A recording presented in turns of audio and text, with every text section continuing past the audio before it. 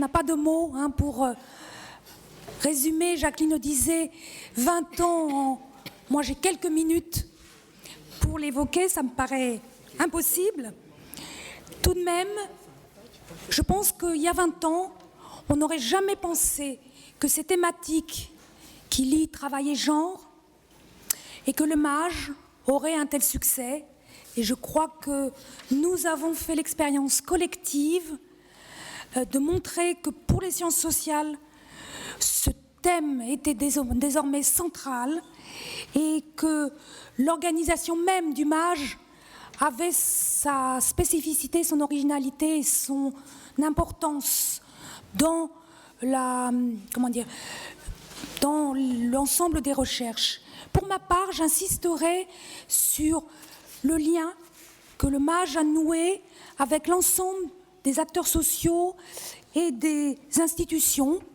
Vous avez vu défiler l'ensemble de ces partenaires, tout particulièrement un mot pour la mairie de Paris qui nous suit depuis longtemps, pour tous les acteurs, les actrices, je pense au mouvement des femmes, au mouvement féministe, aux associations et aussi aux organisations syndicales qui contribuent largement à alimenter nos travaux de recherche. Et pour moi, en écho avec la conférence d'Angela Davis, ceci est essentiel. Comme on l'a dit tout à l'heure, Margaret l'a rappelé, les forces du MAJ, c'est l'intitulé de notre table ronde, se sont déclinées autour de thèmes très classiques pour nous. Lorsqu'on se replonge sur toutes ces années, on peut partir des 7 groupes thématiques qui ont fondé le MAJ, je les rappelle, le système scolaire et les différences de sexe, la féminisation et la masculinisation des professions, l'employabilité, les qualifications, les salaires, les questions de flexibilité des temps et de l'emploi, le chômage, la précarité et le sous-emploi, les politiques d'égalité professionnelle, les politiques familiales et politiques sociales, et enfin la division sexuelle du travail. Tout au long de ces 20 ans, ces thèmes ne nous ont pas quittés, ces mots-clés sont toujours d'une actualité incroyable au regard, bien entendu, de la crise actuelle. Et lorsqu'on regarde, comme on l'a fait, les cahiers du MAJ, l'ouvrage « Les nouvelles frontières des inégalités », toute la revue « Travail et genre et société », nos rencontres, nos colloques, nos amphis, ces thèmes ont toujours été extrêmement présents. La question que l'on se pose aujourd'hui est celle de savoir ce que ces thèmes apportent, ce qu'il en reste, comment ils évoluent aujourd'hui. Pour ma part, juste pour introduire ce débat, je voudrais évoquer, à mon sens, c'est personnel, 3 invariants qui me semblent dans la question genre et travail, et puis peut-être 2 transformations à l'œuvre que je vous propose comme lecture. 3 invariants du genre au travail. En regardant un petit peu tous ces travaux, et je trouve que d'ailleurs le cahier est formidable pour avoir cette vision d'ensemble de tout ce qui a été fait, resterait à ajouter l'apport statistique de Daniel Mulders pour en avoir une lecture. Je trouve qu'on devrait faire un petit additif. Premier invariant, l'impensable question de la mixité des formations et des professions. Je crois que le nombre d'études, de programmes, de conventions sur ce thème est réellement impressionnant. Et cette question ne date vraiment pas d'hier. Tout le monde s'accorde pour en faire un enjeu général. Et ce thème fait vraiment l'unanimité des acteurs. La mixité reste un des fondements de l'égalité, n'est-ce pas? Et pourtant, cette mixité se cherche, elle résiste à toutes ces attaques, qu'elles soient du monde de la recherche, du monde politique ou plus généralement de l'action. Rien n'y fait. Second invariant, il y a un noyau dur, ça a été dit déjà, et vraiment inflexible de certaines inégalités. On peut dire qu'elles n'ont fait que croître et embellir sur ces 20 ans. Je pense à la pauvreté, à l'exclusion, et je voudrais vous rappeler que le premier numéro de Travail, genre et société était un dossier consacré déjà à la question des travailleuses pauvres. On n'en avait pas fini avec cette question, on n'en a vraiment pas fini. La précarité, l'éclatement du travail et des temps de travail, ou encore les inégalités salariales, restent à mon sens toujours, enfin pas qu'à mon sens d'ailleurs, toujours d'actualité et toujours au cœur des travaux du MAJ. Enfin, troisième invariant, je parlerai de la dimension universelle de ces inégalités du genre au travail à travers le monde. Et on l'a rappelé, nos travaux étaient franco-français, très vite européens. Aujourd'hui, on peut dire quasiment mondial. Et il n'empêche que ce qui est frappant, c'est de voir à quel point ces inégalités, certes avec des échelles différentes, des contextes singuliers, restent communes et quelque peu universelles. Et je crois que l'ouvrage « Travail et genre dans le monde » de 2013 reprend bien cette question. J'en viens, pour faire vite, à deux transformations qui, pour moi, sont majeures et sont toujours à l'œuvre. La première, c'est le fait que les inégalités entre les femmes se creusent plus que jamais, et c'est lié évidemment aux invariants que j'évoquais.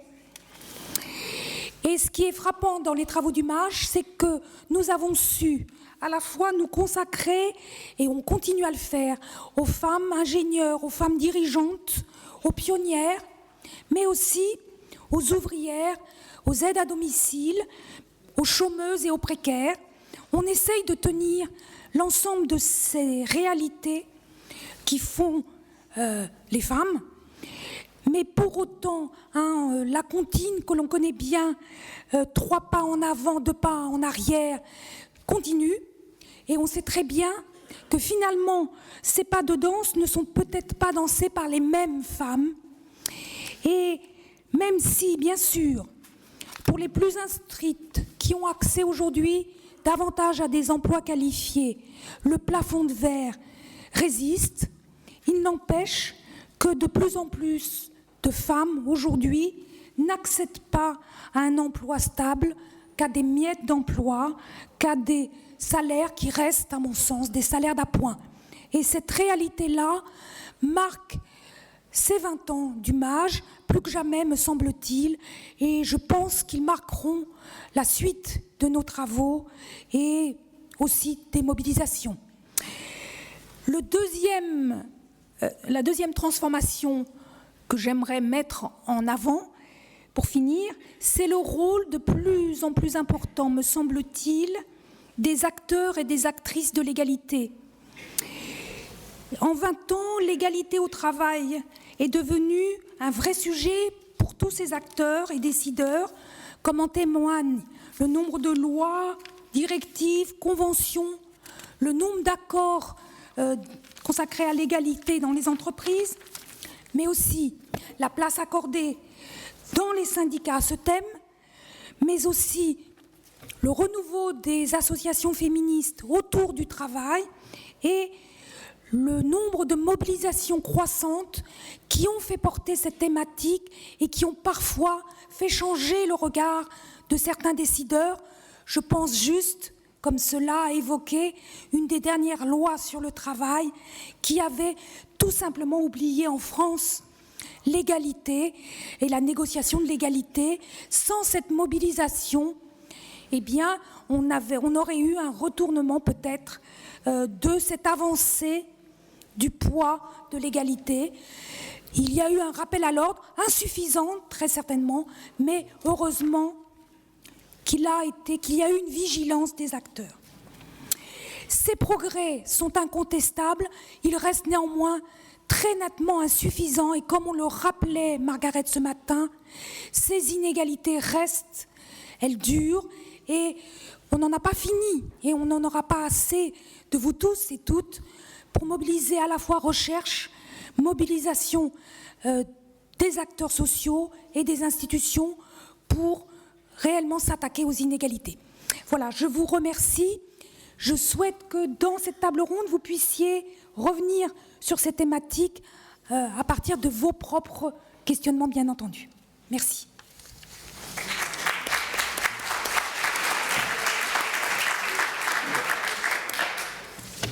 Alors, moi, je vais vous présenter, mais vraiment très brièvement, les 7 participants à la table ronde. On va tenir notre temps. Après, je leur demanderai d'être vraiment aussi très stricts sur le temps qui leur sera imparti, afin qu'on puisse, à la fin de cette table ronde, avoir une discussion générale avec la salle et évidemment la place pour des questions à Angela Davis.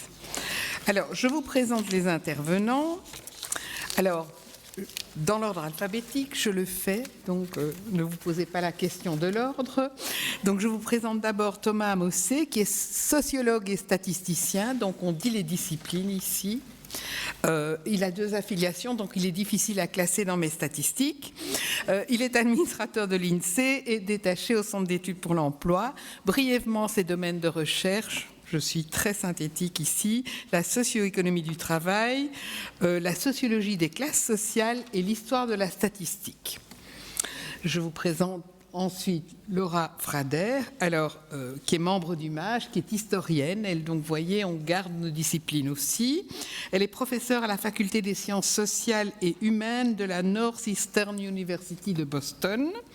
Ses domaines de recherche sont les problèmes d'inégalité des sexes au travail en France et en Europe. Elle s'est intéressée aussi aux politiques d'égalité menées dans l'Union européenne, genre et politique sociale, genre et colonialisme aussi, ce qui est tout à fait dans les discussions d'aujourd'hui. Elena Hirata, qui est membre du MAGE aussi, qui a organisé ces colloques au Brésil qui ont été de grands succès. Elle est sociologue, elle est directrice de recherche émérite au CNRS et son laboratoire était genre, travail et mobilité. Ses thèmes de recherche, travail et division sexuelle du travail, chômage, institutions, acteurs, genre et mondialisation. Donc on est de nouveau dans cette idée. Théorie et pratique du care, les colloques au Brésil ont traité du care, et épistémologie du travail et du genre. Ensuite, Marie-Thérèse Langtin. Alors Marie-Thérèse est la juriste de service. La juriste du MAGE, hein, vraiment, c'est... enfin, il y en a eu d'autres, mais enfin, elle, c'est la base de notre conscience juridique, si je puis dire. Elle a travaillé à l'université de Strasbourg, puis à l'université de Paris-Ouest-Nanterre. Elle s'est intéressée, évidemment, aux discriminations entre hommes et femmes dans l'emploi. Elle a été membre du Conseil supérieur de l'égalité professionnelle. Je pense qu'elle l'a présidé aussi. Non? Ah bon, je suis désolée. Membre du Conseil d'orientation scientifique du groupe d'études et de lutte contre les discriminations. C'est elle qui représentait la France dans le réseau juridique de la Commission européenne. Alors, ensuite, Sophie Pochic. Alors, elle est sociologue aussi. Donc, vous voyez, nos pourcentages sont assez bien respectés. Elle est sociologue, chargée de recherche au CNRS, au Centre Maurice Halbwachs. Elle est responsable de l'équipe Pro. Thème de recherche, le croisement entre genre et organisation. Elle a mené à ce propos beaucoup d'enquêtes sur le plafond de verre. Et aussi les politiques d'égalité hommes-femmes dans les entreprises, les syndicats et la haute fonction publique. Carlos Prieto, notre deuxième homme, 28% à cette table, qui est professeur émérite de sociologie à l'Universidad Complutense de Madrid, directeur du groupe de recherche emploi, genre et cohésion sociale. Et il vient de publier, alors là, pardonnez-moi, Trabajo, Cuidados, Tiempo Libre y Relaciones de Género en la Sociedad Espagnole. Hein, voilà. Alors, ensuite, nous avons Bila Sorch. Alors, Bila Sorch est sociologue, professeur au département de sociologie de l'Institut de philosophie et sciences sociales de l'Université fédérale de Rio de Janeiro. Elle est chercheure à l'équivalent du CNRS brésilien. je n'ai pas ici j'aurais pas pu prononcer peut-être non plus. Thème de recherche, les inégalités de genre, les liens entre marché du travail et vie familiale aussi, et le genre dans les politiques sociales. Voilà, c'est une présentation brève, et donc on va poser à chacun de ces participants la première question qui est la même, qui est: l'égalité au travail est-elle en marche? Le premier thème évoqué par Rachel au niveau de ces tables rondes. Et donc, qu'est-ce qui, au niveau de vos disciplines, de vos pays, vous permettez de dire, mais qu'est-ce qui a progressé finalement pendant ces 20 ans? Et on commence par Thomas. Alors, donc, 5 minutes. Me revient la responsabilité d'ouvrir la table ronde. Je parlerai à la fois comme statisticien sociologue et comme sociologue de la statistique. Alors, tout ça pour dire que je commencerai par un petit point liminaire de positionnement, et ensuite j'essaierai de répondre à la première question. Je serai peut-être un tout petit peu plus long, mais je serai plus court sur la deuxième. Dans la lignée des travaux d'Alain Desrosières, on peut usuellement distinguer deux manières de penser les méthodes et outils quantitatifs. Premièrement, comme des instruments d'émancipation venant en appui des luttes sociales par la force, l'évidence des représentations totalisantes qu'ils permettent. On se compte pour compter dans l'espace public. En la matière, comme l'ont montré de nombreux travaux, notamment ceux conduits au MAGE, la question des différences entre hommes et femmes ne fait pas exception. Les séries statistiques ont permis et donnent à voir l'évolution vers l'égalité. Je le montrerai un petit peu plus en détail tout à l'heure. Mais deuxième manière de voir les méthodes et les instruments statistiques, ils peuvent être vus comme des reflets de l'état du débat public, de la manière dont il se cristallise à un moment du temps dans des catégories instituées. Dans ce cadre, la statistique, comme sa cousine, le droit, apparaît souvent conservatrice. En prenant les instruments statistiques comme objet et non comme moyen d'analyse, on peut mesurer comment évolue la mise en forme quantifiée de la question du genre, ce qui révèle, nous le verrons, plutôt dans la réponse à la deuxième question, un possible déplacement du programme des études de genre. Donc ces deux façons de réfléchir sur la statistique, avec et sur la statistique, me serviront de point d'appui pour tenter de répondre aux deux questions. Alors, si donc, tentative de réponse à la première question, l'égalité est-elle en marche? Alors c'est Alt. Ah. Je n'ai pas pu m'empêcher de vous mettre quelques chiffres. C'est aussi parce que je suis un tout petit peu économiste. En plus. Comme l'a dit Daniel.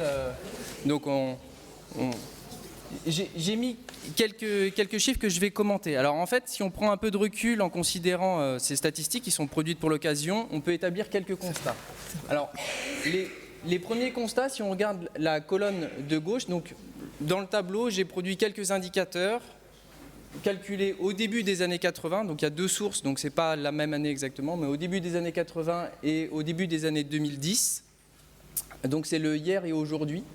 Elles sont calculées première ligne pour l'ensemble de la population et pour les lignes du dessous en haut, donc c'est-à-dire en haut de la société, entendu dans deux sens selon les colonnes, puisque vous le verrez, on ne peut pas calculer les choses de la même manière pour toutes les colonnes, c'est-à-dire pour les cadres d'un côté et pour les diplômés du supérieur de niveau 1 et 2, et puis en bas pour les ouvriers et employés, ou ceux ayant au plus un CAP BEP, c'est-à-dire des diplômes de niveau 5, 6 et 7. Alors, quand on regarde la première colonne, la part des femmes, on constate qu'il y a eu une progression très forte des niveaux de diplôme. Par exemple, on voit qu'en haut, on est passé au début des années 80, les femmes représentaient 37% des diplômés de niveau 1 et 2, alors qu'elles représentent aujourd'hui 53%. Donc on a eu un rattrapage, et un rattrapage plus qu'un rattrapage du point de vue de l'école. On peut constater sur la première ligne que finalement cette évolution et ce rattrapage s'observent pour pratiquement toutes les colonnes, c'est-à-dire ici, quand on regarde la deuxième colonne, l'écart entre hommes et femmes du temps consacré aux tâches domestiques est passé de pratiquement 3 heures au début des années 80 à un peu moins de 2 heures au début des années 2010. L'évolution sans doute la plus notable est celle qui concerne le taux d'activité, où on est passé, donc là on est sur le champ des 25-59 ans, on est passé d'un écart de 30 points de pourcentage à un écart de 10 points de pourcentage. Et encore plus évident, donc le taux de chômage a pratiquement disparu, l'écart de taux de chômage.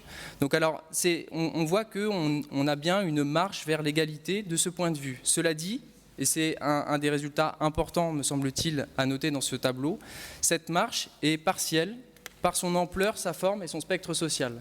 Donc, on peut le voir, on a une réduction des écarts qui est très variable, elle a pratiquement disparu pour le taux de chômage, elle est très importante pour le taux d'activité, elle est plus modérée pour le travail domestique. Et elle a disparu aussi pour l'école, je l'ai dit.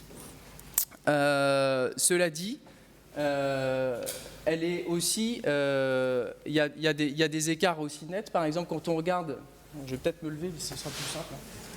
Quand on regarde ici ces chiffres-là, on voit qu'effectivement la part des femmes dans les diplômés du supérieur elles sont plus que majoritaires. Par contre, la part des femmes au sein des cadres n'est que de 41%. Donc on a une progression sensible sur les deux indicateurs, mais on voit que par contre, il y a toujours un décalage fort entre le niveau de diplôme détenu et la position professionnelle. Donc il y a un handicap dès lors qu'on sort de l'école et qu'on va sur le marché du travail. Autre exception, et c'est sans doute l'exception la plus importante,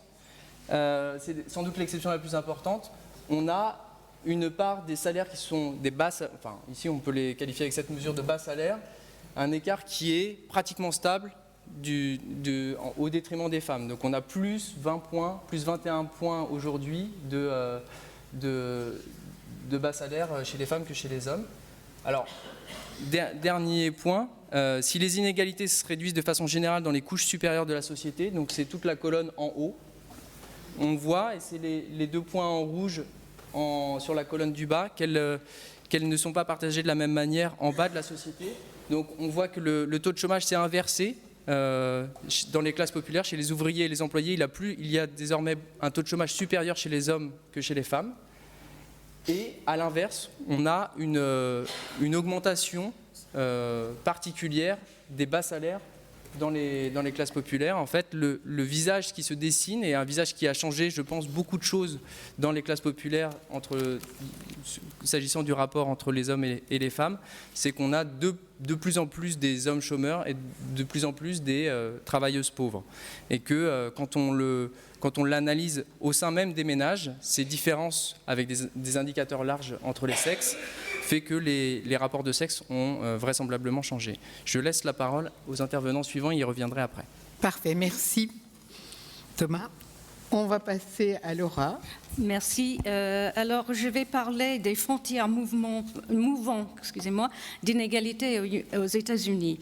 Alors, toutes les dimensions de l'égalité dont on peut évoquer, c'est-à-dire les questions de salaire, d'accès, formation, mobilité, dans les professions, je crois qu'ils sont tous liés et en plus, toutes sont liées aux perceptions de genre comme il est croisé avec la classe, la différence ethno-raciale, de sexualité parmi d'autres formes de différences.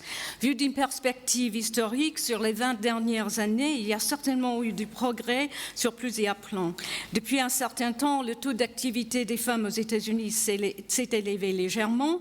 Il y a, je dirais, de la stabilité relative, c'est-à-dire en 1995, un petit baisse de 58% à 57% en 2015. Pendant la même période, le taux d'activité des hommes a baissé de 75% en 1995 à 69% aujourd'hui. Les femmes sont toujours, et surtout des femmes afro-américaines, sont toujours en majorité dans les emplois précaires et au temps partiel. Pourtant, la proportion des femmes actives travaillant au temps partiel s'est réduite depuis 1994. Et là, je peux étaler sur ça un peu plus. Deuxième point, tandis qu'une classe restreinte des femmes a fait tomber les barrières et gagné l'accès aux instances de direction et de décision, la résistance à l'admission des femmes dans les plus hautes instances de décision, comme par exemple sur les conseils d'administration des entreprises, persiste et on est toujours confronté par le plafond de verre. c'est encore pire pour les femmes de couleur, malgré les progrès réels des femmes dans la gestion des petites et moyennes entreprises.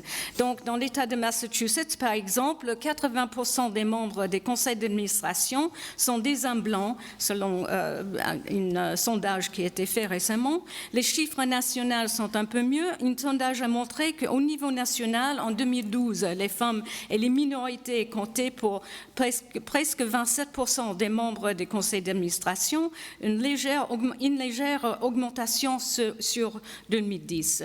Entre 2009 et 2013, le pourcentage des femmes dans la direction des entreprises, les CEO, a aussi augmenté, mais très, très légèrement, autour d'un point pourcentage. Troisième point, malgré un recul important de la ségrégation de sexe parmi des professions intellectuelles supérieures et des cadres, la ségrégation des emplois persiste dans la classe ouvrière. Malgré l'accès des femmes aux emplois fait presque exclusivement par des hommes pendant les 20 dernières années, dans les 10 dernières années, il y a très peu de progrès dans l'intégration des femmes dans les emplois et que dans quelques occupations fortes dominés par des hommes, par exemple dans le bâtiment, et même dans certaines professions libérales, comme par exemple dans certains secteurs de droit ou de médecine. Comme on sait depuis longtemps, la ségrégation des emplois a beaucoup contribué à l'écart des salaires hommes-femmes. Pourtant, cet écart s'est réduit les dernières années, les 20 dernières années, et on a vu une réduction globale des écarts salariaux de 29% l'écart en 1995 à 21% en 1994, toujours inférieur à l'écart dans l'Union européenne de 16%. Mais il y a bien beaucoup de variations, des écarts entre les professions, donc dans les professions libérales, par exemple, les femmes médecins et chirurgiens gagnent que 62% des salaires masculins. Des écarts aussi entre les États. Si dans l'État de Louisiana, en 2014, les femmes gagnaient que 65% des hommes, dans le District of Columbia, c'est-à-dire Washington, ils ont gagné autour de 90% de salaire des hommes. Donc, il y a beaucoup de variations dans les États-Unis. Et des écarts aussi entre femmes. En 2014, si les femmes afro-américaines ont gagné 90% des hommes afro-américains, elles ont gagné que 63% des salaires des hommes blanches. Donc, il y a des effets nets de discrimination raciale et aussi par le genre. Je voudrais juste citer, pour terminer, une note positive. Il y a maintenant aux États-Unis un mouvement très important, la bataille pour $15. Fight for $15. Une revendication de salaire de $15, c'est à peu près 14,20 € à l'heure, de la part des travailleurs dans le fast-food tels que McDonald's et Subway. Le $15 est plus que le double du salaire minimum de 7,25 cents à l'heure. Dans cette industrie, la plupart des ouvriers sont des hommes et des femmes de couleur et des latinos, par exemple, et les plus nombreux parmi des travailleurs en pauvreté. Quelques États et des municipalités, grâce à ce mouvement des grèves qu'ils ont fait, quelques municipalités et des États ont déjà accepté. C'est $15 pour tout le monde, donc un pas vers l'égalité des salaires parmi les moins bien payés. Donc un peu de progrès, oui, mais pas assez, dans un tableau assez mixte. Merci, Laura. Alors, Elena, est-ce qu'on a progressé ? La division sexuelle du travail professionnel et domestique a subi fortement l'impact de la crise économique et de la précarisation sociale et du travail à partir des années 90. On a pu évoquer depuis cette époque une convergence des situations, des précarités et d'informalité des pays du Sud et du Nord. La prise en compte du travail domestique non rémunéré des femmes par les sociologues féministes en France dans les années 60-70 a donné lieu à des recherches sur la professionnalisation du travail domestique sous l'impact des politiques publique en France, voire la loi Borloo, et à des recherches sur le travail du care dans ce pays depuis les dernières 10 ans. Les développements accrus de ces deux modalités d'activité, le travail domestique rémunéré et le travail du care, n'est pas dû uniquement à l'augmentation du salariat féminin ou au vieillissement de la population dans les pays industrialisés, comme on l'affirme souvent, et moi-même je l'affirme, mais elle est aussi la conséquence de la précarisation du travail. Un cas emblématique, l'insertion des hommes japonais dans les travails du care, notamment dans les établissements d'hébergement des personnes âgées dépendantes, suite à la crise de 2008 et suite au chômage qui atteint la population masculine au Japon.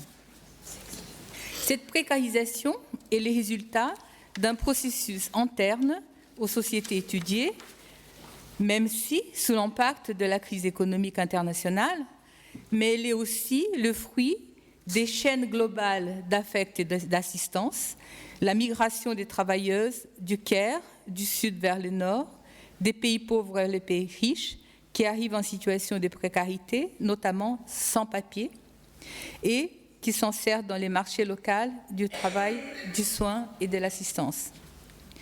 Les thèmes de la précarité du travail est une constante dans les recherches de MAGE ces dernières 20 ans, et il est toujours actuel en 2015. En effet, les concepts de précarisation, informalité, vulnérabilité sont centraux pour rendre compte du travail du care. Je propose donc d'associer aux deux explications habituelles de l'essor du travail de care, l'augmentation de la salarisation des femmes et les vieillissements de la population dans les pays industrialisés, un troisième élément d'explication, les développements actuels, toujours, de la précarité de l'emploi et l'impact du chômage. Merci. Marie-Thérèse. Merci Daniel. Il s'en est passé des choses dans le domaine juridique depuis 20 ans, et c'est ce que je voudrais, en 3 points, vous montrer. Mais le fil conducteur de mon intervention, ou de mes 2 interventions, sera de dire qu'il faut prendre le droit au sérieux. Même si le droit peut être conservateur, même si le droit est faiblement présent, il faut prendre le droit au sérieux. C'est le titre d'un ouvrage de Ronald Dworkin, un philosophe du droit, théoricien du droit américain, concernant la situation américaine et les droits fondamentaux. Mais ça sera juste mon fil conducteur. Je ne ferai pas référence plus que ça à ces travaux. La référence me servira donc de fil conducteur et permettra de mettre en évidence l'autonomie du droit par rapport aux autres sciences sociales. Comme le constate la présentation du colloque, en 20 ans, les inégalités se creusent plus que jamais. Le rôle des acteurs et actrices de l'égalité est croissant mais limité. Malgré les lois, directives, conventions, malgré le nombre d'accords signés, la place accordée à ce thème dans les syndicats ou encore le renouveau des associations féministes, on ne peut que constater une relative impuissance publique et un rôle très limité de ces acteurs contre les inégalités, que ce soit en France ou ailleurs. Et certains de conclure, la loi n'est pas appliquée et l'égalité n'est-elle pas une impasse? Les inégalités persistent, se creusent, mais pourtant, il y a une construction du droit antidiscriminatoire, et cette construction du droit permet de croire en l'égalité. Cette construction n'aurait pas eu lieu en France par le seul jeu du droit national, si il n'y avait pas eu une évolution des catégories de pensée, parce que le droit national ne possédait pas ces catégories de pensée. Et ce qui me permet de dire, la loi est appliquée, l'égalité progresse, et cela grâce à la jurisprudence de la Cour de justice des communautés européennes. Et l'égalité entre hommes et femmes, à mon avis, doit être encore travaillée, élaborée, bien sûr, mais elle progresse. Alors, les 3 points que je voudrais aborder en 2 fois 5 minutes, si j'ai bien compris. Ah, mais c'est déjà entamé, là. Comment? C'est déjà entamé. Les 5 minutes? Ah oui. Non, mais... Au total, 2 fois 5 minutes, je voudrais aborder 3 points. Qu'est-ce que le droit? Que signifie appliquer le droit? Appliquer la loi? Quelle est la force normative du principe d'égalité entre hommes et femmes? Et enfin, la mise en œuvre du droit de l'égalité, c'est une question de démocratie. Voilà. Qu'est-ce que le droit et que signifie appliquer la loi? La loi n'est pas une superstructure, donc elle ne va pas s'appliquer comme ça de ipso facto, parce que la loi conclurait à l'égalité. La loi ne signifie rien par elle-même. Son sens est à construire, une même loi pouvant, dans 5 ans, voir son sens évoluer. Une loi doit donc être mise en œuvre. Plus que la notion d'application, c'est la notion de mise en œuvre qu'il faut retenir, parce qu'une loi contient des notions cadres qu'il faut travailler, qu'il faut élaborer. Donc la loi, c'est un droit pour l'action, ce qui implique une lutte pour le sens. La notion d'application du droit fait référence à une vision réductrice du droit, selon laquelle le juge qui serait saisi serait la bouche de la loi. Il devrait en quelque sorte appuyer sur un bouton pour avoir une réponse. C'était la conception de Montesquieu. Mais c'est aussi la conception révolutionnaire, selon laquelle la loi serait l'expression de la volonté générale immuable, infaillible et hors d'atteinte.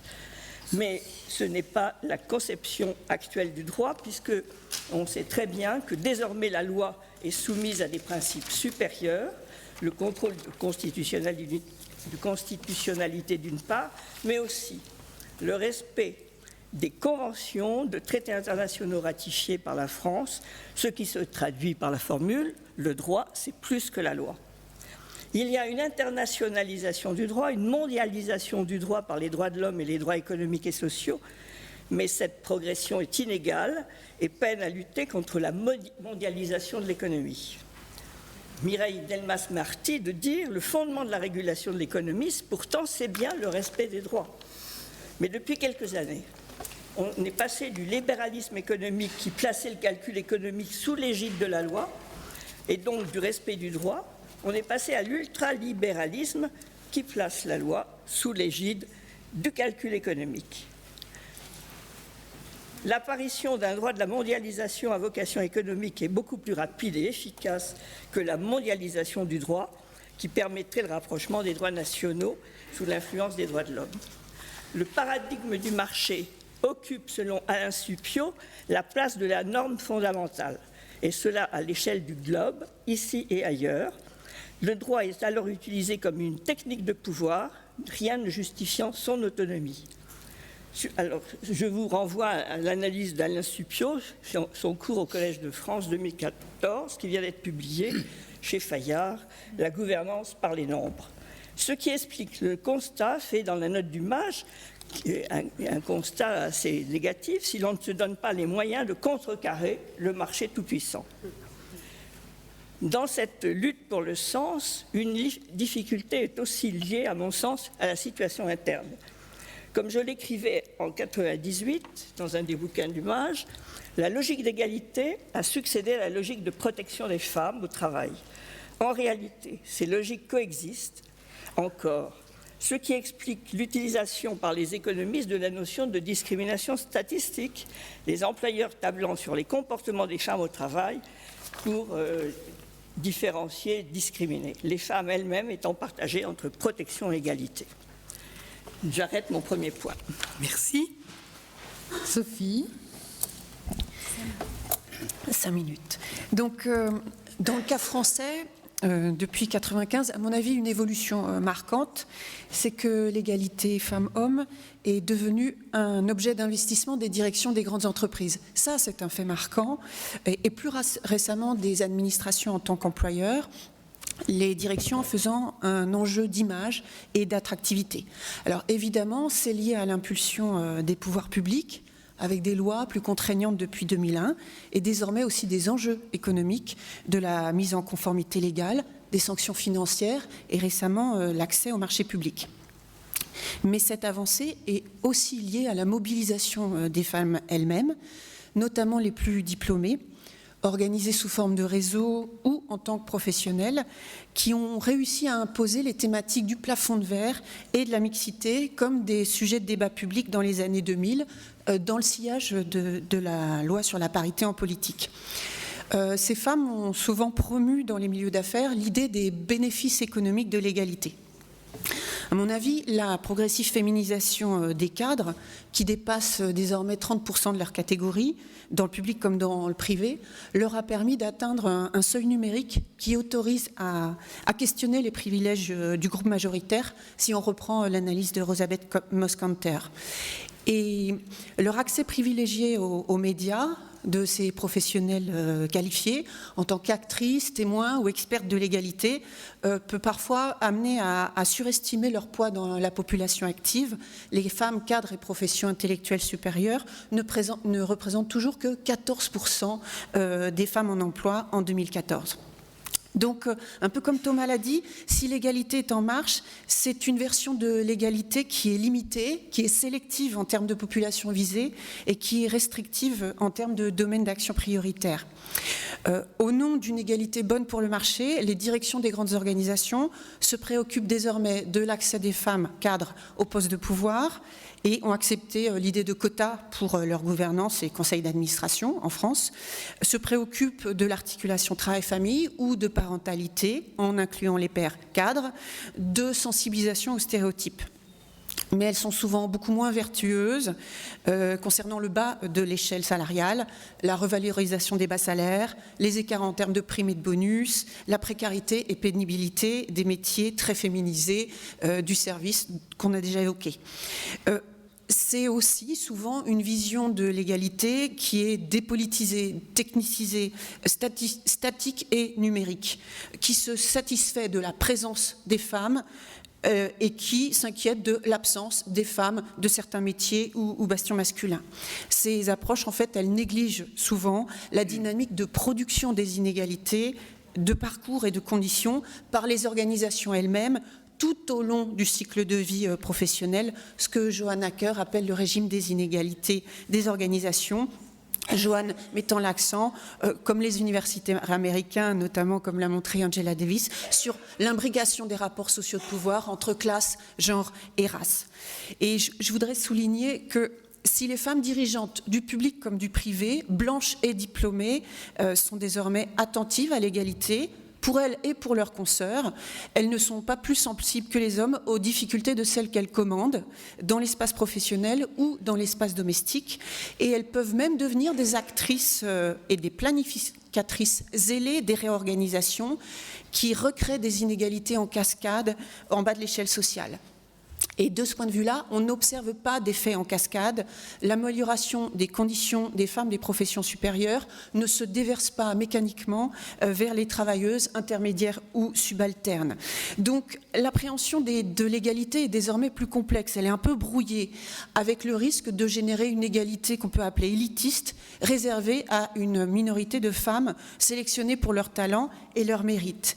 Et je voudrais souligner que la recherche et l'enseignement supérieur ne sont pas à l'abri de ces tendances, notamment au CNRS, où la direction s'est dotée d'un très beau plan égalité, se montre attentive à l'égal accès des femmes aux grades les plus élevés, aux distinctions les plus prestigieuses, et certaines ont eu la chance d'avoir des médailles d'argent, ou par exemple, comme Margaret, et nous en étions très fiers.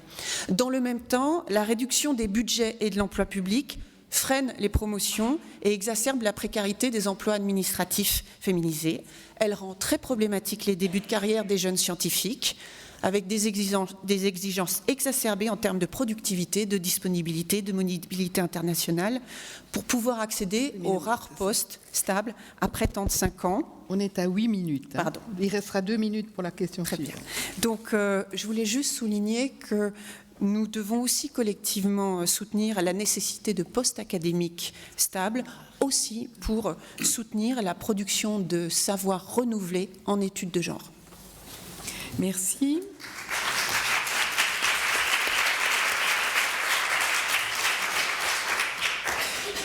Carlos,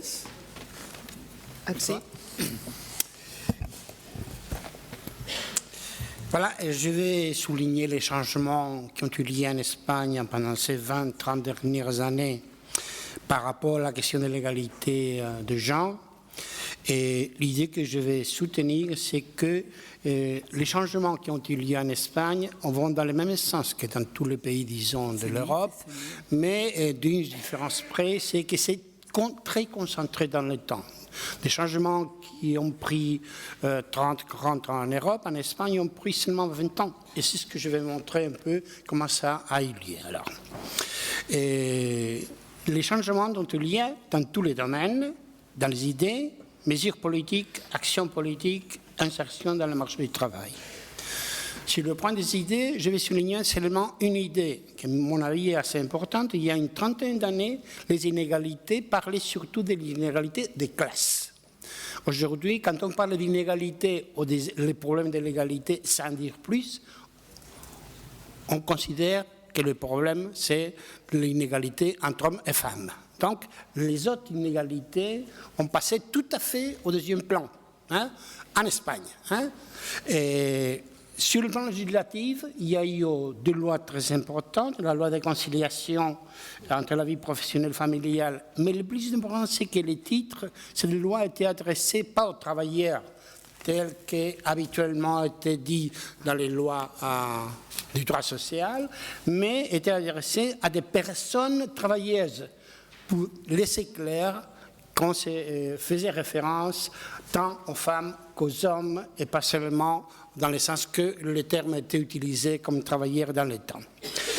Deuxième loi très importante, la loi pour l'égalité effective entre femmes et hommes 2007. Et tous les termes sont clairs. C'est une loi qui a été développée par une des féministes plus connues et plus militantes en Espagne, qui faisait partie du gouvernement de Zapatero en 2007.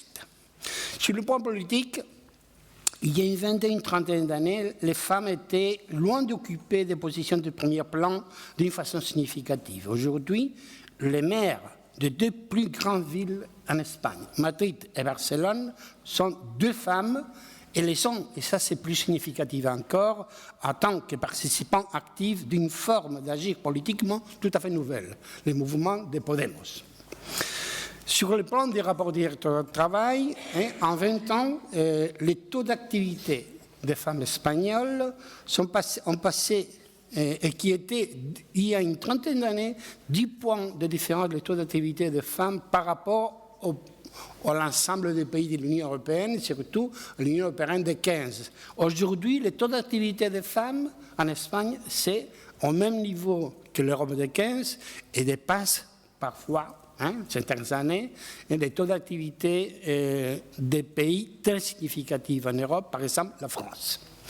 Et l'évolution des taux d'activité des femmes entre 35 et 39 ans mariées, donc un changement très significatif, il y a une vingtaine d'années était 27,8%. Aujourd'hui, ces femmes entre 35 et 39 ans mariées, habituellement avec des enfants, ont un taux d'activité de 82%. Donc, vous voyez des changements très, très importants et en général assez positifs.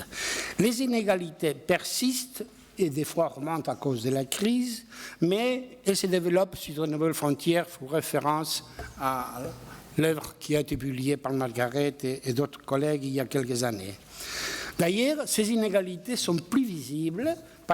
Pourquoi ? Parce que la sensibilité vis-à-vis de l'inégalité des femmes, telle que je le disais au début, s'est développée d'une façon très intense. À nouveau, parler d'inégalité en Espagne, c'est surtout parler d'inégalité entre hommes et femmes. Et ceci fait que les inégalités soient vues d'une façon beaucoup plus intense et claire qu'une trentaine d'années.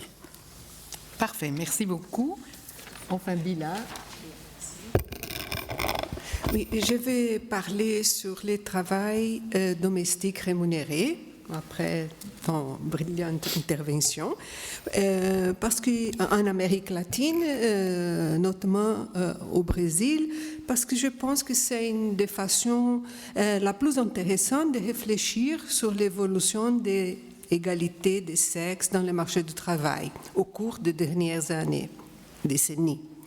La persistance de cette activité dans la région, qui représente plus de 20% de la population féminine active au Paraguay, 18% au Uruguay, 17% en Argentine et 17% au Brésil, est très révélatrice de la façon dont évolue l'égalité de genre, qui peut être résumée comme suit.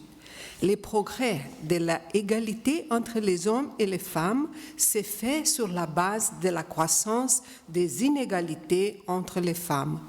Depuis les années 80, l'intégration des femmes au marché du travail a été une progression constante. Mais les taux de participation du marché du travail sont très inégaux. Pour les femmes plus scolarisées ou appartenant aux couches moyennes, l'évolution était non seulement plus importante, mais augmente relativement plus vite que celui des femmes d'un niveau scolaire moindre et disposant de ressources économiques plus faibles. Cette croissance notable de l'intégration des femmes des classes moyennes s'appuie en grande partie sur une très large offre de travailleuses domestiques qui cumulent divers avantages sociaux, particulièrement des classes, des couleurs, races et des statuts migratoires des régions plus pauvres du pays. Si la composition sociale des travailleuses domestiques s'est peu modifiée au cours des 20 dernières années, les liens de travail établis avec les employeurs ont beaucoup changé. Le modèle traditionnel où l'employé réside sur son lieu de travail a affaibli en raison de l'augmentation des opportunités d'emploi pour les femmes, l'amélioration de la législation du travail, une prise de conscience plus grande par les employés domestiques de leurs droits, ainsi que leur désir de mieux contrôler leur vie. Actuellement, au Brésil, comme dans la plupart des pays d'Amérique latine, les services domestiques s'opèrent dans le cadre d'une relation stable avec une famille, mais l'employé retourne chez elle après ses heures de travail. Mais cette activité reste très dévalorisée. Les revenus moyens n'atteignent même pas les salaires minimum. Le degré de formalisation est très bas. Moins de 30% des employés domestiques sont protégés par la législation du travail. Et les journées de travail sont excessivement longues, plus que 48 heures par semaine. Mettre en relation le travail domestique rémunéré avec des progrès de l'égalité des genres des femmes, des couches sociales plus favorisées, permis qu'on analyse le rôle de l'État dans la régulation du travail domestique rémunéré. Pour une partie des femmes qui travaillent, les femmes des couches moyennes, l'État garantit l'emploi des travailleurs domestiques comme en moyenne, pas cher, viable et légitime pour résoudre les problèmes de la conciliation entre travail et vie familiale. En effet, jusqu'à 2015 et pendant 30 ans après les retours de la démocratie dans les pays, les travailleuses domestiques avaient une législation spécifique et beaucoup plus restrictive des droits que la législation concernant les autres travailleurs urbains. On peut dire de manière très succincte que dans le contexte de la offre très rare du care public, les solutions privées et individuelles ont par conséquence la production de profondes inégalités entre les femmes. Merci beaucoup.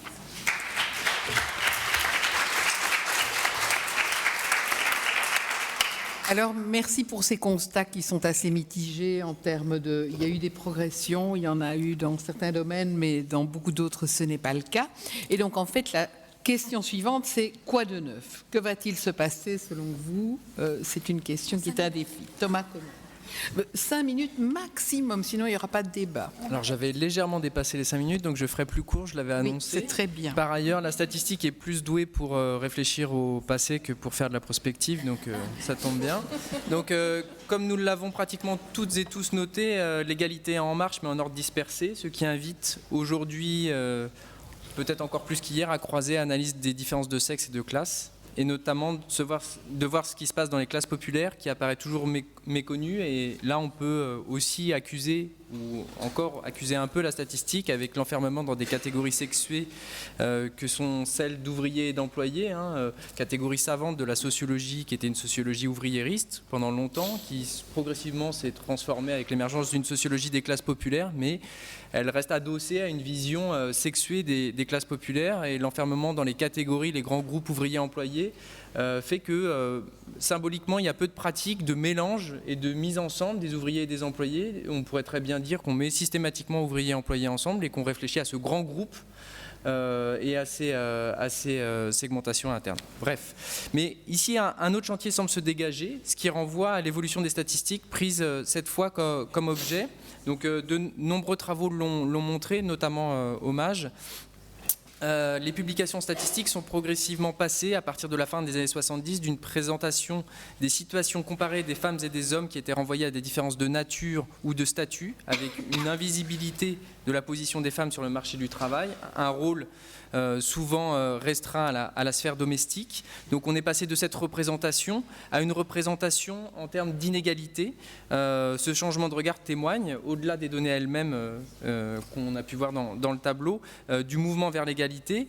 Mais il y a une autre évolution qui a été associée à cette première évolution, c'est celle du passage d'une analyse en termes de ménage à une analyse en termes d'individus. Donc on a coordonné avec Sophie Pontieux un dossier de la revue Travail, Genre et Société, les individus font-ils bon ménage en 2011 sur cette question.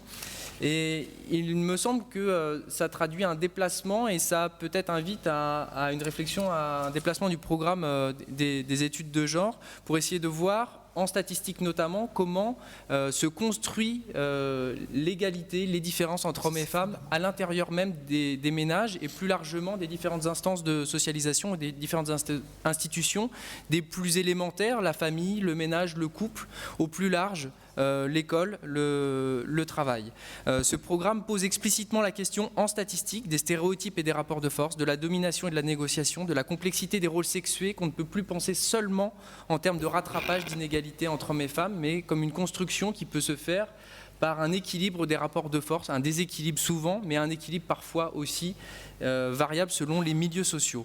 Donc voilà, de cette analyse de l'introite imbrication des différents niveaux pourraient découler des programmes adaptés de politique publique, de lutte contre les inégalités, à différents niveaux précisément.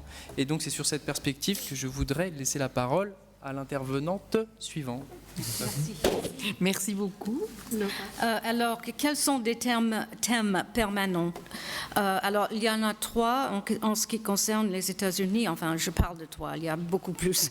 Mais la persistance, malgré la stabilité relative de la participation des femmes à la force du travail, il y a la persistance des divisions entre les femmes qui a été déjà évoquée. Et de discrimination ethno-raciale qui, en plus, les discriminations par le genre maintiennent des femmes et surtout des femmes de couleur en bas de l'échelle salariale et a beaucoup contribué à la pauvreté. Deuxièmement, la persistance du modèle, je dirais, male breadwinner. L'idée que l'homme devrait être le gagne-pain, ça n'a pas tout à fait disparu dans les esprits. C'est un mythe culturel qui est tenace malgré toute l'évidence non seulement de la forte participation des femmes sur le marché du travail, mais oui, et aussi en dépit du fait qu'il y a une reconnaissance que aux États-Unis, certainement, de 2 conjoints ou de 2 partenaires salariés dans la majorité des ménages. Troisièmement, la persistance du problème aux États-Unis d'une absence d'une politique sociale publique, surtout l'absence des congés maternité payés et le problème de la garde d'enfants et des personnes âgées, parmi d'autres. Le De multiples recherches ont montré que les femmes, plus que les hommes, expérimentent des interruptions majeures liées à la garde de membres de famille. L'absence d'une politique sociale publique a un impact signifiant sur la rémunération féminine quand les femmes prennent des congés non rémunérés après la naissance d'un enfant ou sont absentes du marché du travail à cause de la garde des personnes à la maison. Alors, quelles sont les questions, les vrais défis pour demain? J'en parle de deux. Il reste beaucoup de travail à faire sur le plan culturel pour combattre ce mythe du male breadwinner et pour faire évoluer nos pratiques culturelles dans, par exemple, la partage du travail domestique. Mais, et c'est le deuxième point, ni l'égalisation des salaires ni une révolution dans notre pratique domestique suffiront dans des conditions sociales qui sont des conditions sociales qui faciliteront l'égalité, des soutiens sociaux, des crèches, des écoles maternelles, des congés payés parentaux. J'ai l'impression qu'on dit toujours la même chose, mais tant qu'il n'y a pas de progrès, il faut le répéter. Finalement, il faut un engagement de nos institutions sur le principe d'égalité de la part des institutions et non seulement des universités, qui en fait beaucoup aux États-Unis, et un engagement aux pratiques d'égalité. Et juste pour parler de ma propre expérience, c'est là où on voit des résultats de l'accès des femmes féministes aux instances de décision. Merci beaucoup.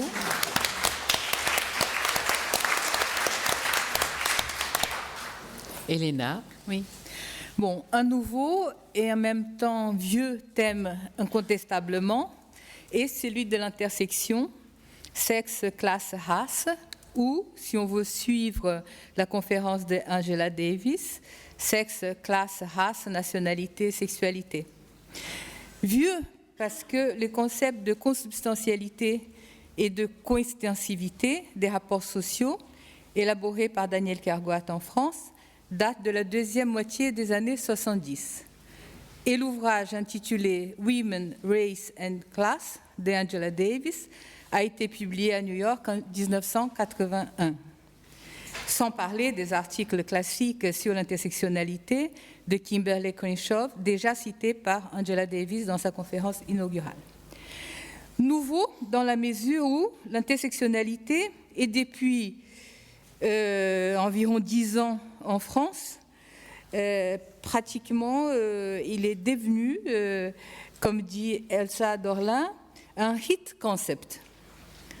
Et plusieurs des forces du MAJ travaillent aujourd'hui sur l'interdépendance des rapports sociaux de sexe, race, classe en tant que rapport de travail et de pouvoir. Bon, dans les sexes, race, classe, on comprend plusieurs fois et plusieurs personnes sexe et au genre et sexualité, mais c'est déjà une discussion à avoir si on a le temps. Pour la discussion, moi, je vais y contribuer. Les caractéristiques du travail du CARE et d'une perspective de genre, elle appelle d'une part à prendre centralement en compte des dimensions qui ont été quand même pas centrales dans ces études de ces dernières années, la dimension subjective et la dimension proprement sexuelle de l'activité, et d'autre part à repenser les conditions de la marchandisation du travail non rémunéré des femmes, marchandisation qui s'opère à des rythmes différents selon qu'il s'agit du Japon, de la France ou du Brésil, en raison notamment des aspects socio-historiques, mais aussi dans les différences dans les politiques publiques. Et j'ai mentionné dans la première partie de ces débats la loi Bourlou.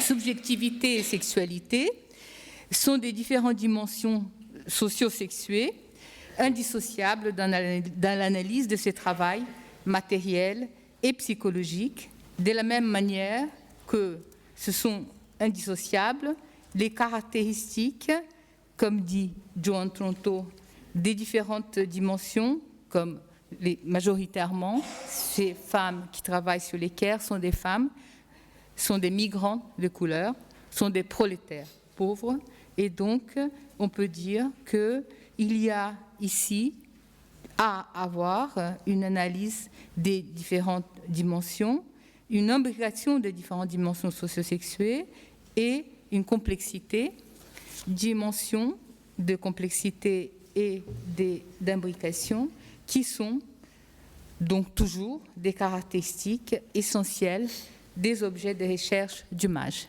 Merci.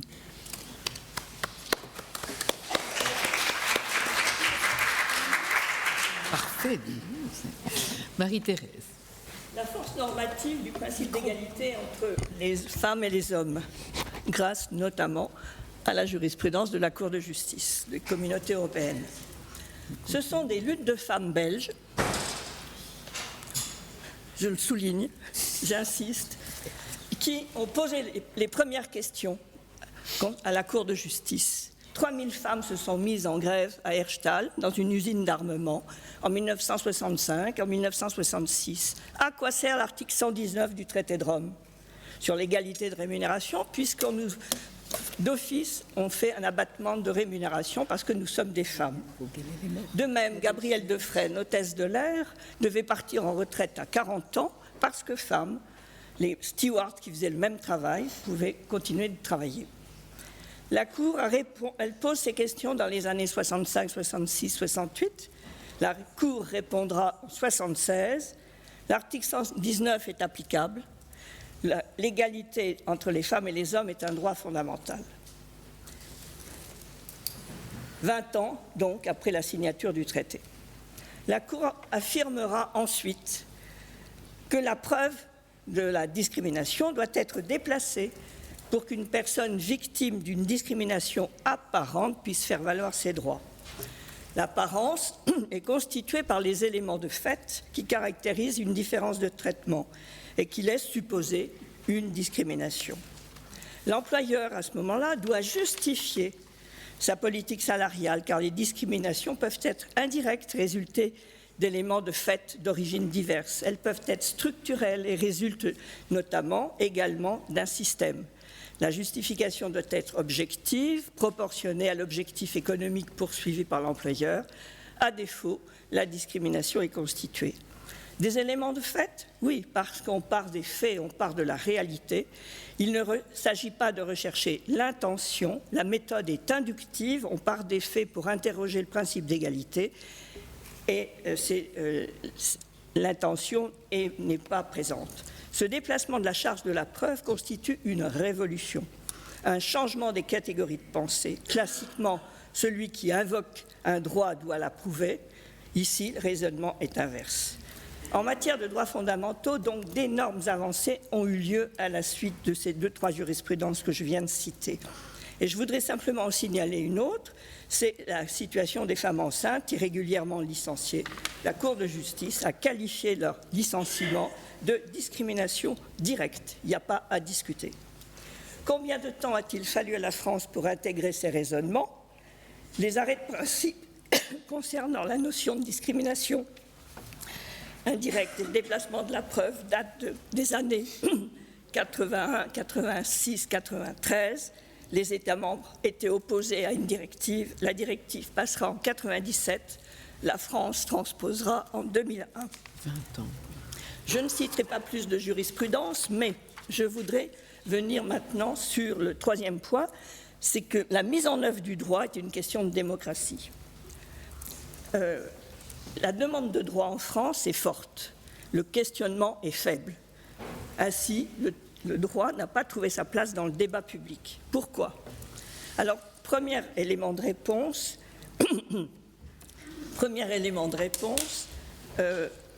les principes d'interprétation eux-mêmes.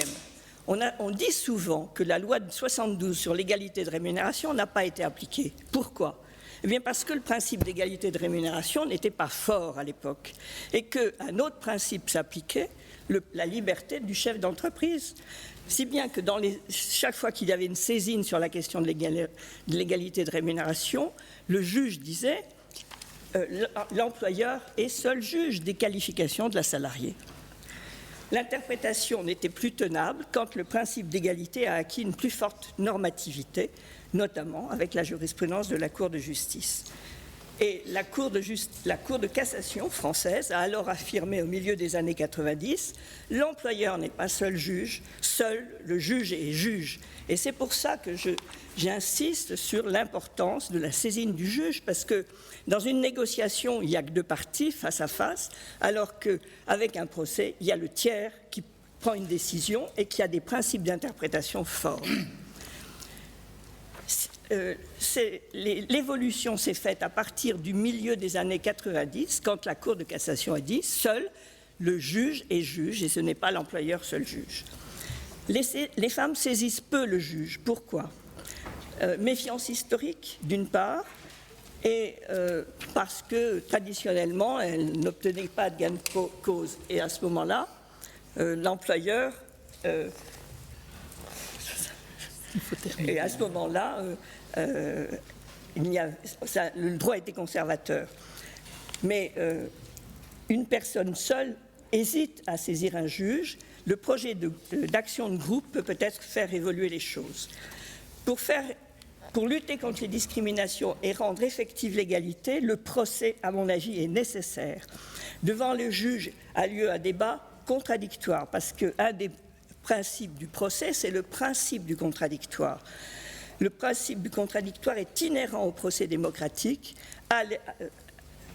Le débat contradictoire est alimenté, enrichi par les débats qui traversent les recherches menées dans les sciences humaines, par les travaux des chercheurs, des économistes, des sociologues, des historiens, pour remettre en cause les analyses toutes faites, préconstituées, stéréotypées. Merci. Oui.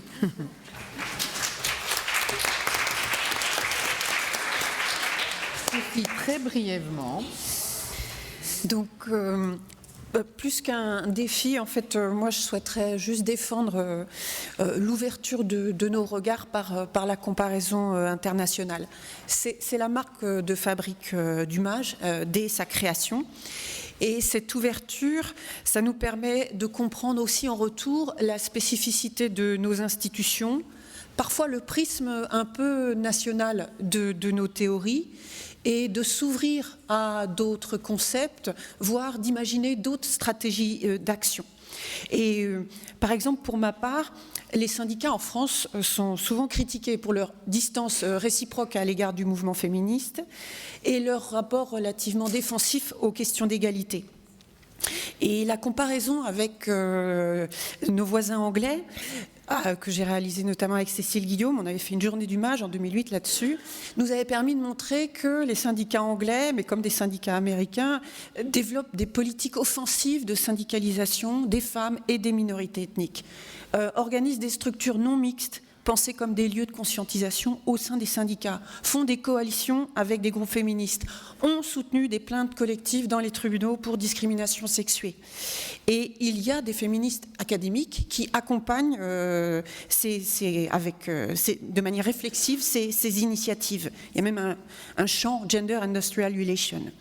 Et le contraste, c'est peut-être la comparaison montre que la mobilisation des syndicats anglais ou américains est peut-être d'autant plus forte que leur droit du travail est faible, que leur protection sociale est minimale, et donc qu'ils doivent obligatoirement se préoccuper des intérêts spécifiques des femmes dans leur diversité pour augmenter leur nombre d'adhérentes et être légitimes pour négocier. Comme aucune négociation n'est obligée par la loi, ce sont les syndicats qui seuls peuvent pousser pour que la question des droits des femmes soit inscrite sur l'agenda des négociations. En France, c'est quand même un peu différent. On a un droit du travail relativement fort. Des syndicats jusqu'à récemment, même si le droit du travail est en pleine transformation. Et en tout cas, la négociation collective de l'égalité est davantage impulsée et cadrée par l'État du haut, qui définit les calendriers, les procédures, les indicateurs, dans une vision assez technocratique, mais ces accords peuvent ensuite être des coquilles vides. Je voudrais juste dire qu'il me semble qu'il y a quand même tout un chantier qui reste à ouvrir sur des approches comparées sur les négociations collectives autour de l'égalité pour voir en pratique quelles sont les formations des syndicalistes, leurs informations, leurs expertises, pour leur permettre d'ouvrir un débat démocratique sur des sujets complexes.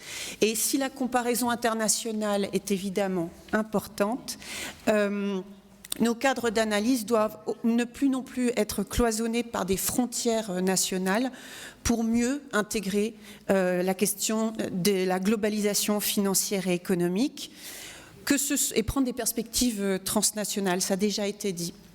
Que ce soit du côté des relations entre multinationales et côté maison mère et filiale, et l'externalisation des inégalités pour le bas en dehors de leur périmètre juridique, vers les filiales, les sous-traitants, du nord vers le sud, qui est une tendance qui est très forte, mais aussi regarder de manière positive les mobilisations transnationales qui se créent et des mobilisations innovantes entre syndicats, associations, parfois avec des coalitions et du cybermilitantisme qui crée des ponts entre les différents pays pour tenir ensemble dans cette analyse les deux faces du travail qui sont toujours à la fois exploitation et émancipation.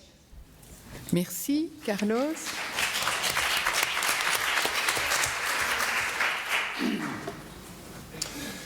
Et je vais développer la réponse en soulignant les tendances qui président la recherche actuellement en Espagne sur la question des rapports femmes-travail. Habituellement, il y a une vingtaine, une trentaine d'années, ces études visant les femmes et les rapports au travail étaient orientées à faire l'approche d'une façon isolée, comme si tout se développait à l'intérieur du monde du travail. De même, il arrivait qu'on étudiait comme un monde à part les rapports femmes-cœur et famille. Depuis peu d'années, à mon avis, dans nos recherches, on a rompu cet isolement thématique et on considère qu'on ne peut pas étudier ni comprendre le rapport femmes-travail et ces changements sans le mettre en connexion avec l'évolution du rapport femmes-cœur et famille. L'inégalité vis-à-vis des hommes dans l'ordre du travail est incompréhensible sans tenir compte de la symétrie de genre qui existe et persiste dans l'ordre de l'organisation de la vie familiale. En connexion avec cette approche, on devrait tenir compte de plus en plus de la façon comme les femmes elles-mêmes, et d'un coup aussi les hommes, conçoivent le rapport au travail qui, elles, quand on fait des entretiens et des groupes de discussion, mettent toujours en rapport avec d'autres activités qui sont présentes dans leur vie. Donc, on ne peut pas analyser l'essence du travail chez les femmes sans essayer de connaître en même temps l'essence qu'elles donnent aux soins et à la vie familiale. Parce que pour elles, travailler et soins habituellement sont des choses qui doivent être en rapport et que si on évalue le travail, on ne laisse jamais de laisser d'évaluer aussi les activités des cœurs. Et dans ce sens, quand on étudie de plus en plus les changements qu'ont eu les femmes et les hommes vis-à-vis de leurs conceptions et leurs pratiques visant du travail, l'organisation du travail et l'organisation de leur vie privée, on observe que pour elles et surtout pour les hommes, on est en train de vivre une sorte de véritable révolution dans l'organisation de la vie du travail, de la vie privée et des rapports entre hommes et femmes dans le monde du travail et dans le monde de la vie privée qui ont lié les deux en même temps. Surtout pour les hommes, parce que ce sont eux qui vivent et subissent surtout ces changements, ils considèrent qu'on est en face de vivre une véritable révolution. Mais une révolution, et ça c'est plus important, qui est un acteur. Et cet acteur de la révolution, de la vie quotidienne et des rapports de travail, ce sont les femmes. Pour les hommes, quand on parle avec eux, on fait des entretiens, il s'agit de la révolution des femmes et que certains hommes ajoutent, c'est la révolution des femmes sur les hommes. Donc, cette dimension d'actuarialité des femmes, à mon avis, et d'après les courants et les tendances de la recherche en Espagne, c'est une question à tenir compte d'une façon très présente parce que Je termine, ouais. Parce qu'elle nous permet d'ouvrir de nouvelles façons de voir non seulement les changements des rapports hommes-femmes vis-à-vis du travail et de la vie privée ou de la vie familiale, mais aussi quelle est la dynamique qui fait bouger. Ce ne sont pas les hommes qui ont l'initiative, ce sont les femmes qui ont. Sans les femmes, n'aurait pas eu le changement qu'on est en train de voir dans l'organisation et les rapports entre travail et vie privée, et les rapports des gens dans le monde du travail et dans le monde privé. Voilà. Merci beaucoup. Lila.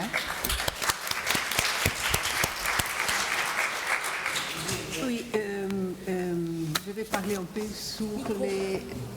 sur les questions qui sont aujourd'hui dans les études au Brésil des inégalités au travail. Et bon,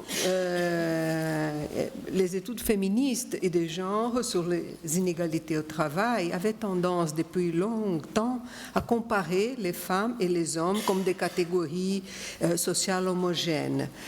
Plus récemment, les études ont fait un grand pas vers un nouveau point de départ où la catégorie femme est perçue comme entrelacée avec d'autres inégalités sociales, comme on avait déjà mentionné ici. Et c'est très paradoxal parce que le Brésil, un pays qui la moitié de la population est catégorisé comme des non-blancs. C'est en catégorie statistique. Et c'est très paradoxal que l'idée de la multiple inégalité ou la intersectionnalité, c'est une question qui est mise dans les débats seulement dans les 10 années récentes. Mais maintenant, c'est le grand thème des études du travail, des inégalités de genre. En ce sens, l'analyse des pratiques et des discours sur l'inégalité et l'égalité des sexes ne peut pas être séparée des contextes qui les produisent. Pour cette raison, les études comparatives, comme Sophie a dit, qui aident à accroître notre sensibilité à la singularité du contexte historique, peut être en moyenne très pertinent pour appréhender les complexités du rapport social des sexes dans les sociétés contemporaines. Dans ce sens, pour conclure, je dois reconnaître que l'image a joué un rôle remarquable et très fécond dans le renforcement du dialogue académique entre la France et le Brésil, avec des résultats très visibles, comme ont été montrés ici dans les rapports des activités d'hommage, comme la réalisation des colloques et des publications d'ouvrages collectifs en français et en portugais. Et je pense que les Brésiliens sont bénéficiés très de cette rapport académique. Et pour toutes ces raisons, je suis très heureuse d'être aujourd'hui ici et je pense que la seule représentante du Sud global. Merci.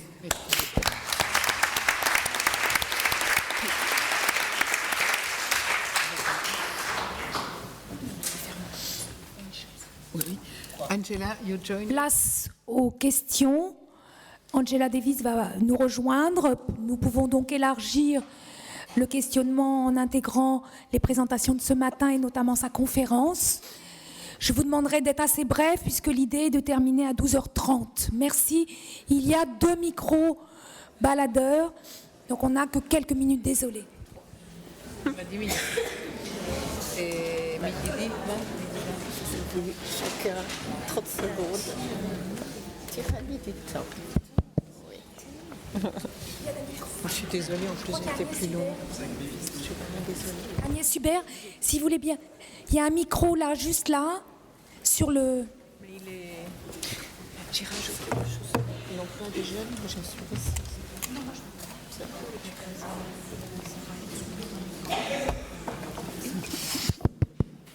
Vous pouvez vous provoquer. Hein, si vous bonjour. Oui. Bonjour, Agnès Hubert, je suis de la Commission européenne. Je voulais remercier, je vais être très courte parce que je sais qu'il y a très peu de temps, je voulais remercier l'ensemble du panel pour ces interventions vraiment très riches et qui donnent beaucoup à réfléchir.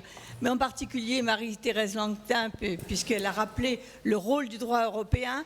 Je voulais en profiter pour rendre hommage à quelqu'un qui vient de décéder, Eliane Vogelpolski, qui est morte le vendredi 13 novembre, ce qui était vraiment une date qui a rendu son décès totalement inaperçu.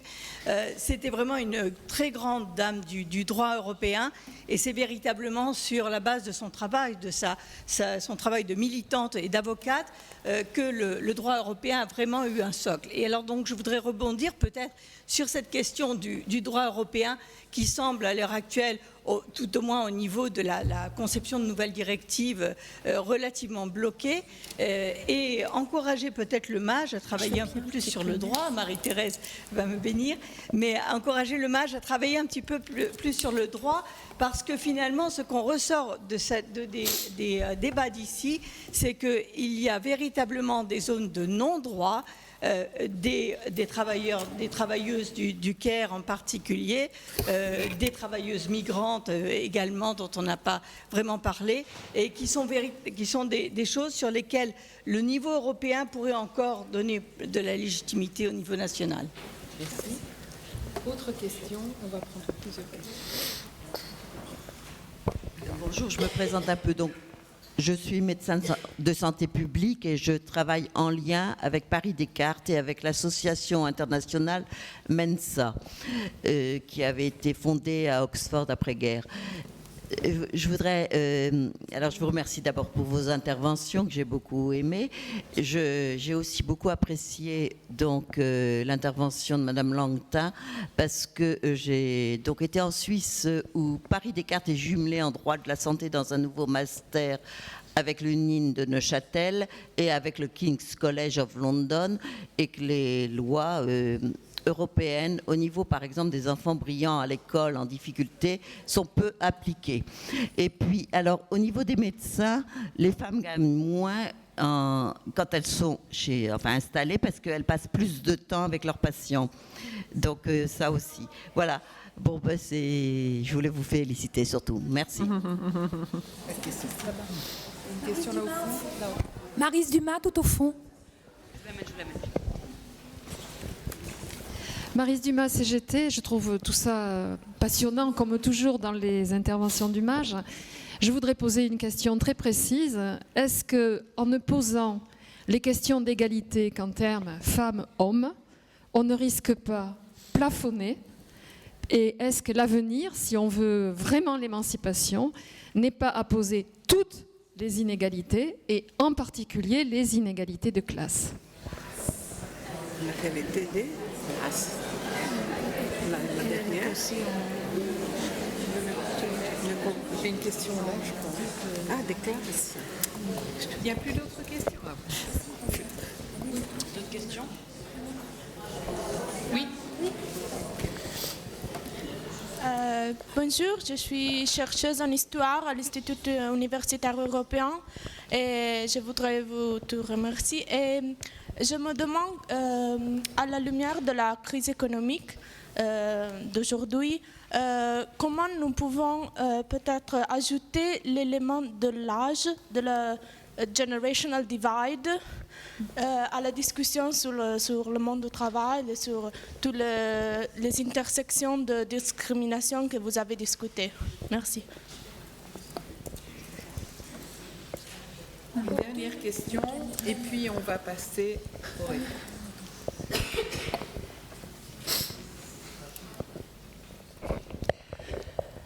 Marguerite Cocu, je suis présidente des femmes diplômées des universités et nous sommes aussi très soucieuses d'égalité, entre autres. Et je suis toujours très étonnée qu'on ne parle jamais de la démographie et du rôle du contrôle des naissances, de la transformation que ça a pu produire pour les rapports des femmes avec le travail, mais aussi leur indépendance et le changement d'attitude des jeunes par rapport aux populations anciennes. Est-ce que je peux savoir pourquoi c'est un gros mot? Merci. Alors, je vais d'abord donner la parole à Angela Davis. Si vous voulez, you want to give a general answer to this sort of question. Okay. Well, first of all, I really enjoyed all of the presentations. Thank you very much. And am struck by some of the questions that have been raised that call upon us to think in a more complicated way about women's issues or feminist issues. And of course, that means that we have to take age into consideration.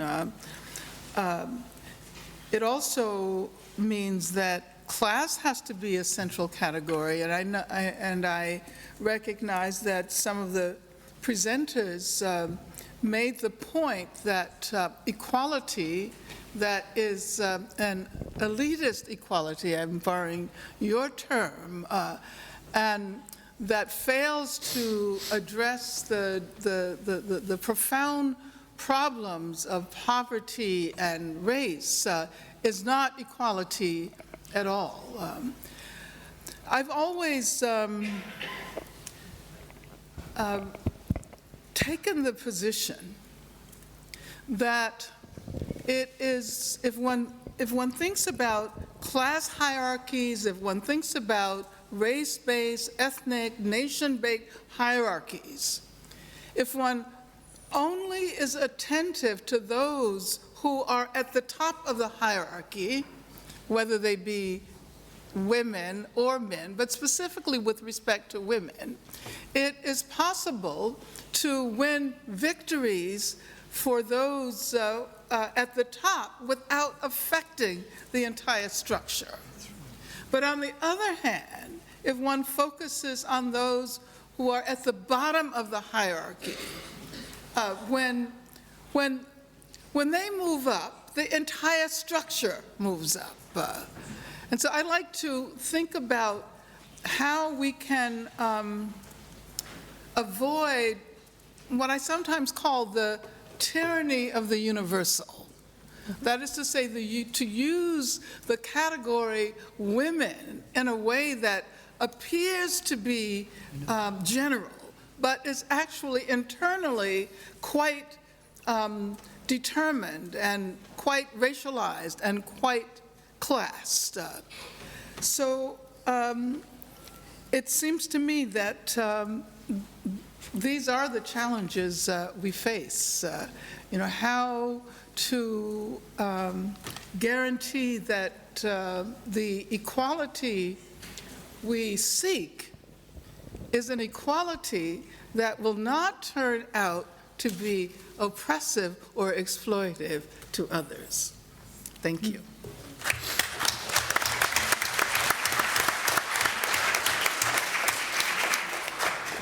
Tu veux intervenir sur la question, très court, sur la question d'Agnès par rapport au rôle du droit et du droit européen, finalement? Je crois que mon intervention je l'avais centrée sur le rôle du droit et du droit européen parce que je crois qu'il faut répéter les choses.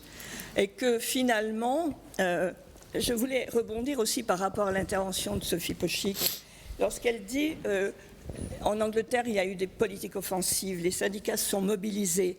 Mais pourquoi finalement? Le droit du travail était faible, il n'y a pas un droit écrit. Il y a la technique du droit anglo-saxon et la technique du précédent.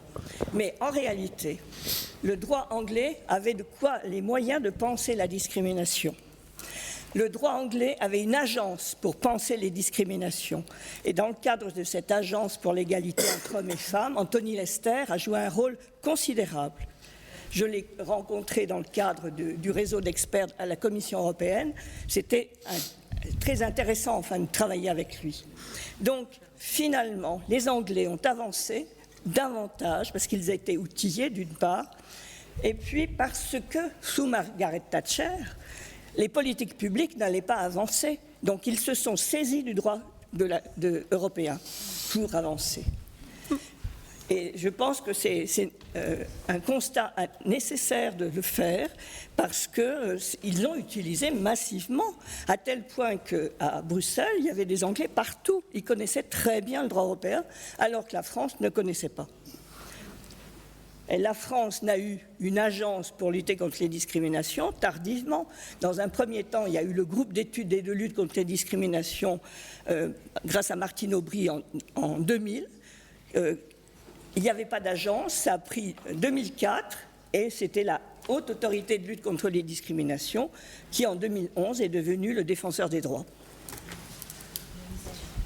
Thomas, sur l'intersectionnalité. Alors, sur les intersections, moi, je voudrais juste une réaction très rapide de statisticiens. En fait, on peut considérer que c'est une question qui, du point de vue des méthodes, est un peu dans un angle mort entre deux grandes méthodes, les méthodes d'analyse des données, où il y a plutôt un cumul des variables entre elles, et les méthodes économétriques où on sépare. Alors bien sûr que dans certaines méthodes statistiques, on peut s'intéresser à des intersections en croisant des variables. C'est simple, et à transformer les variables de classe et de sexe, par exemple, en variables croisées de classe et de sexe, mais de fait, peu d'analystes le font, peu de statisticiens le font, et donc aussi parce que c'est gourmand en données et que c'est gourmand en capacité d'interprétation, puisqu'on a une multiplication des nombres de cas, c'est aussi simple que ça, hein. Si on a 4 classes par exemple et qu'on a 2 sexes, ça fait 8 classes croisées sexes à interpréter sur différents domaines, et que ça c'est quelque chose qui est compliqué pour les statisticiens qui aiment bien la simplicité.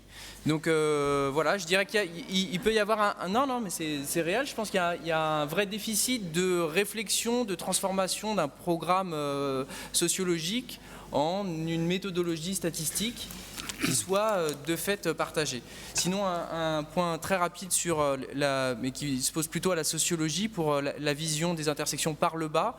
C'est un enjeu toujours très difficile, puisque ça suppose vraiment de rompre avec une vision qui serait très fortement incorporée d'égalité élitiste, pour rompre vraiment avec des notions fortes et essayer de se mettre un peu à la place d'eux pour comprendre les rapports entre les sexes dans d'autres couches de la population. Merci. Merci beaucoup. Alors, quelqu'un veut, Carlos, mais c'est très très bref, hein, parce qu'on va devoir clôturer. Toi aussi, ok. Oui, et j'aimerais avoir une intervention à propos de la question qu'on nous a posée, s'il n'était pas arrivé le moment de tenir compte en même temps de toutes les inégalités. Et je comprends de vue théorico-analytique, il faut penser que les idées qui existent et qui conforment la société sont les résultats, au long de l'histoire, des mouvements sociaux. Pendant un siècle presque, les grands mouvements qui a bougé tout, qui a fait tout bouger dans nos sociétés occidentales, c'était le mouvement ouvrier. Ce mouvement ouvrier, il n'y aurait pas eu même pas du travail. Il n'y aurait pas eu même pas l'essence de l'emploi, il n'y aurait pas eu rien. Mais ce n'est pas que d'abord c'est les droits de travail et l'emploi, et puis après le mouvement ouvrier, c'est le mouvement milieu qui est derrière. Alors, il y a une cinquantaine d'années, les femmes n'existaient pas. L'inégalité homme-femme n'existait pas. Quand ont commencé à exister les différences hommes-femmes, quand il y a eu un mouvement féministe. Et plus fort les mouvements féministes, plus évidentes sont les inégalités. Mais elles ne sont pas seulement objectives, elles sont construites. À partir du moment où on considère que les hommes et les femmes doivent être égaux d'un bout à l'autre, mais ça c'est le résultat du mouvement féministe, il y aura des inégalités, mais pas avant. Avant, elles n'existaient pas, ou elles étaient cachées. Il faut tenir compte alors. Pourquoi on ne tient pas compte en même temps de toutes les inégalités et points de vue politiques? Parce qu'il n'y a pas de ressources de pouvoir de tous les acteurs qui pourraient exister, qui n'existent pas. Voilà, c'est au moins une partie de la réponse qu'on peut donner à la question de pourquoi on ne tient pas compte en même temps de toutes les inégalités. Elena? Oui, c'est juste pour répondre à l'intervention de Maryse Dumas. Je crois qu'on a parlé beaucoup dans cette première table ronde des inégalités entre femmes. Et ces inégalités entre femmes renvoient essentiellement à des hiérarchies de classe ou de race. Et on n'est plus dans les inégalités hommes-femmes.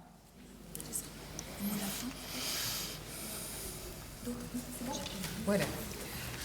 Eh bien, nous vous remercions pour vos interventions, pour votre attention et pour le respect du temps de